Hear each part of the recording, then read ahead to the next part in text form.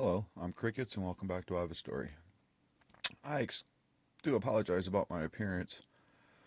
I'm having a really rough time right now, all the way around. I've been sharing with you all over the past week, and I'm having some really bad cramps and pains, but I'm still trying to get this stuff out. So please excuse me, especially in my demeanor without being happy. But these aren't happy things to even talk about. I have been put in a track of life where it seems like an awful lot of events take place right in front of me. And in part because, well, listen to this story.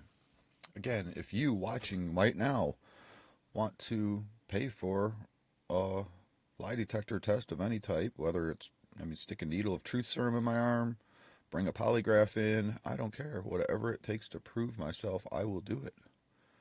And I'll be sending this to Cash Patel he's looking for information and said, send us anything you know about the Epstein case. Okay, well, I can't say this is tied to Epstein, but listen to the story. I talked about when I was a steel worker, and after 9/11, I lost my job as a steel worker when the steel industry went down the tubes.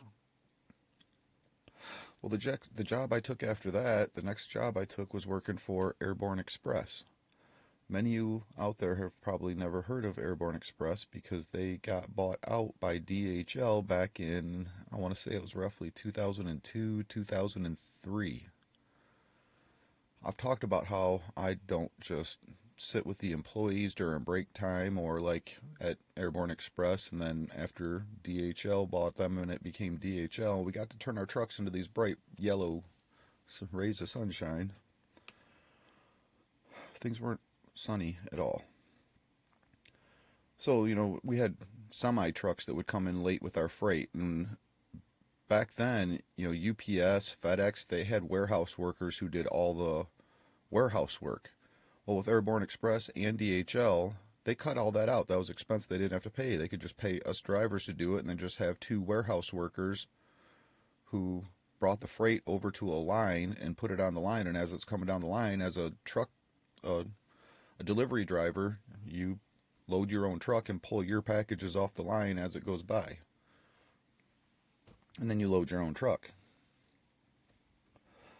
Well, when plenty of days, especially in wintertime and storms, would cause delays in our freight arriving, we're standing around the warehouse doing nothing. Well, I can't sit and hang out with the employees because I'm against sports, I'm against entertainment. I have nothing to talk about with most employees because my life is all professional. I don't know how to play and have fun. So I go spend my time with management, with the bigwigs who are coming in, especially after DHL bought out Airborne Express, and we had bigwigs coming in constantly from DHL to help us work into their systems. So I was really surprised that when DHL bought out Airborne Express, again, I have not looked up any of this stuff. I'm going 100% off of memory with what I'm telling you right now. DHL bought out Airborne Express and then just months later closed the doors. And that didn't make sense to me. Why are you guys closing the doors? And they gave us the heads up, you guys are losing your jobs, we're closing the doors. Why would a company come in and buy a logistics company just to close the doors? That didn't make sense to me. Well, it wasn't, I don't believe, their original intent. Here was the story I got. DHL, those are three letters that I was told stands for three men who started this business. I called them Dewey, Huey, and Louie. It just fit the ticket, right? DHL, Dewey, Huey, and Louie. This is a story that's not going to quack you up. Might crack, I don't know. So the story I got was whoever the L is, and this is, if I remember correctly, it's a German company. The owners of this company are in Germany, and this is a German international company. What I was told is the L, whoever the man is, it's the L.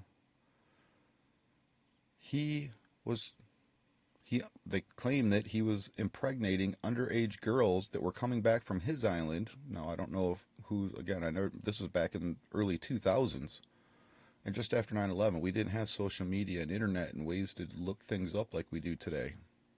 So I'm passing it on to you guys and the government. They were claiming that whoever the L was on the run because there were underage girls coming back from his island pregnant. And there was an investigation being taken place, and the D and the H were funneling money to the L and hiding them out. Again, this is, I mean, all the way back then. This is why I'm so against people who have that much money. I've seen so much corruption. There's nobody who deserves to be a godzillionaire. Although I admit today with Trump, it seems like a necessary evil. And at least we have somebody trying to stand up to do something against all this corruption. And what's right and wrong, I don't even know anymore. This world's become so upside down. But I want to share with you the stories that I was told. That whoever the L was in the DHL logistics, he was, from the stories we got from the bigwigs of DHL, so it wasn't employees in the shop that we're talking. These are the bigwigs coming from DHL's offices telling us this stuff. That he was impregnating underage girls on an island.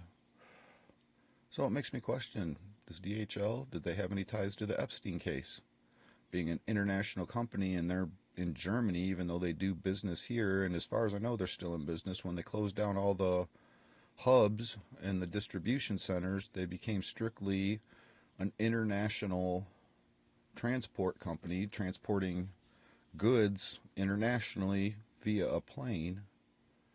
Well, that's even more scary because now you've got a logistics company involved in underage sex scandals. If this is all true, there should be ways to validate this.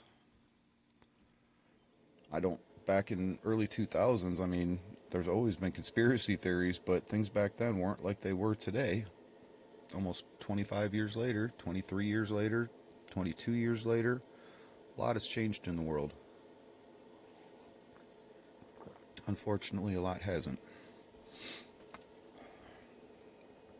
So it's even scarier that this is a logistics company with tons of airplanes and trucks and ways to transport anything. Makes you wonder what actually was in all those planes.